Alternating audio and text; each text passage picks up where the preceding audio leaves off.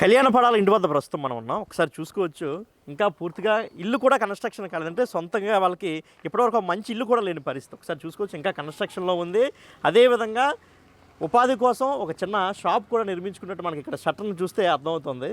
ఇల్లు కూడా ఇంకా పూర్తి కాలేదు. పైన ఇంకా కడుతున్నారు. కన్‌స్ట్రక్షన్ కూడా పూర్తిగా అంటే కళ్యాణ్ యొక్క ఆర్థిక పరిస్థితి, వారి యొక్క కుటుంబ ఆర్థిక పరిస్థితి అనేది చాలా స్పష్టంగా మనకు తెలుస్తుంది. అంటే ఎటువంటి పరిస్థితుల్లో కళ్యాణ్ చదువుకున్నాడు, ఎటువంటి పరిస్థితుల్లో ఆర్మీ ఉద్యోగాల్లో చేరాడు, ఎటువంటి పరిస్థితుల నుంచి ఎటువంటి పరిస్థితులకి బిగ్ బాస్ షోలోకి అనూహ్యంగా వెళ్ళడం కావచ్చు, అక్కడ గెలవడం కావచ్చు, తమ గ్రామానికి, తమ కుటుంబానికి, తమ ఫ్రెండ్స్కి కావచ్చు, తమ బంధువులు కావచ్చు, ఎంత మంచి పేరు తీసుకొచ్చాడో ఒకసారి మనకు తెలుసు. ఒకసారిగా వాళ్ళ ఇంటి ఆపోజిట్లో ఉన్నటువంటి మహిళ మనతో ఉన్నారు, మాట్లాడదాం. ఎలా అనిపిస్తుందమ్మా మీకు?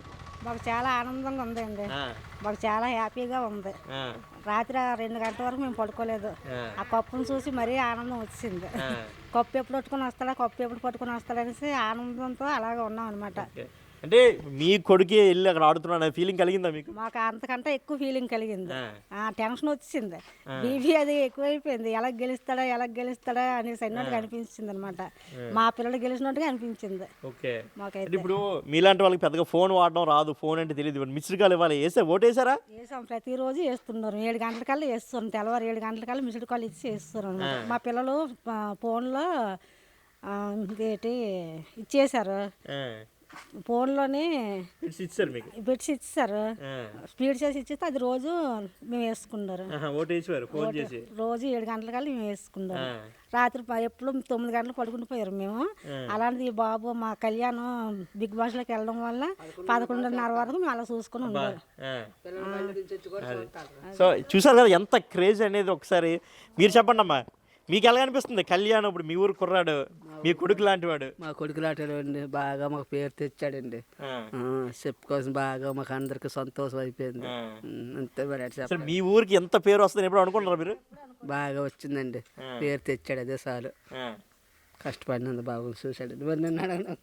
సో ఇది అంటే పాపం వీళ్ళందరికీ కూడా ఒక మీడియా అంటే కొత్త, ఒక ఫోన్ అంటే తెలియదు, ఒక టెక్నిక్, కానీ వీళ్ళందరూ కూడా తమ ఆనందాన్ని ఏ విధంగా వ్యక్తపరుస్తున్నారు ఒకసారి చూడండి. మీరు చెప్పండి అమ్మా, ఎలా అనిపిస్తుంది కళ్యాణ పడాలని చూస్తే ఈరోజు? చాలా హ్యాపీగా ఉందండి. మాకు అంత కళ్ళలాగే ఉంది. ఒక చిన్నప్పటి నుంచి మా కళ్ళ ముందే పెరిగాడు, ఎంత సక్సెస్ సాధించాడంటే చాలా అద్భుతంగా ఉందండి. ఓకే, అంటే కప్పు గెలుస్తాడని నమ్మకం ఉండేదా ఫస్ట్ నుంచి మీకు? ఫస్ట్ నుంచి అంటే మధ్యలో కెప్టెన్ గెలిచినప్పటి నుంచి మాకు బాగా గెలుస్తాడని నమ్మకం వచ్చింది. ఇప్పుడు ఊర్లో మీరు ఆడవాళ్ళందరూ రోజు మాట్లాడుకుంటారు సరదాగా, అటువంటి మాట్లాడుకునేవారా బిగ్ బాస్లో మన కళ్యాణ్ ఈరోజు ఇలా చేశాడు ఇలా చేశాడు? రోజు మాట్లాడుకుంటారు. కెప్టెన్గా గెలిచాడు, ముందు ఇంకా వస్తాడు, విజయం సాధిస్తాడని నమ్మకం ఉండేది.